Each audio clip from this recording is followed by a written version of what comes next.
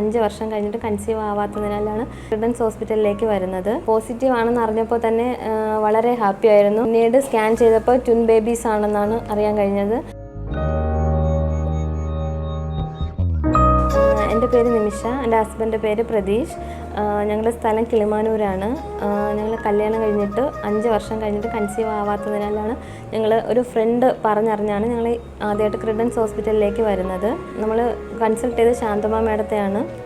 അപ്പോൾ മാഡം പറഞ്ഞതനുസരിച്ച് ബ്ലഡ് ടെസ്റ്റും മറ്റ് സ്കാനൊക്കെ ചെയ്തു. അപ്പോഴത്തേക്കും PCOD ആണെന്നാണ് അറിയാൻ കഴിഞ്ഞത്. അപ്പോൾ അതിൻ്റെ ട്രീറ്റ്മെൻറ്റ് എടുത്തുകൊണ്ടിരിക്കുന്ന സമയത്താണ് എൻഡോമെട്രിയോസും ഉണ്ടെന്ന് അറിഞ്ഞത്.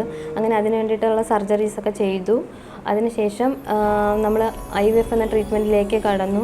ട്രീറ്റ്മെൻറ്റ് സ്റ്റാർട്ട് ചെയ്തപ്പോൾ തന്നെ എനിക്ക് ഒരുപാട് ടെൻഷനും മറ്റു കാര്യങ്ങളൊക്കെ ഉണ്ടായിരുന്നു. പക്ഷേ മാഡത്തിൻ്റെയും മറ്റ് ഡോക്ടേഴ്സിൻ്റെയും സ്റ്റാഫിൻ്റെ എല്ലാവരുടെയും സപ്പോർട്ട് ഉണ്ടായിരുന്നു. അതുകൊണ്ട് തന്നെ ഒരു ടെൻഷൻ ഫ്രീ ആയിട്ട് എനിക്ക് മുന്നോട്ട് പോകാൻ പറ്റിയിട്ടുണ്ടായിരുന്നു. പോസിറ്റീവ് ആണെന്ന് അറിഞ്ഞപ്പോൾ തന്നെ വളരെ ഹാപ്പി ആയിരുന്നു. പിന്നീട് സ്കാൻ ചെയ്തപ്പോൾ ട്വിൻ ബേബീസ് ആണെന്നാണ് അറിയാൻ കഴിഞ്ഞത്. അപ്പോൾ ഞങ്ങൾ ഒരു ബേബിക്ക് വേണ്ടിയിട്ടാണ് പ്രതീക്ഷിച്ചാണ് വന്നത്. പക്ഷേ ഞങ്ങൾക്ക് 2 ബേബീസ് ഉണ്ടെന്ന് അറിഞ്ഞപ്പോൾ വളരെ ഹാപ്പിയായി.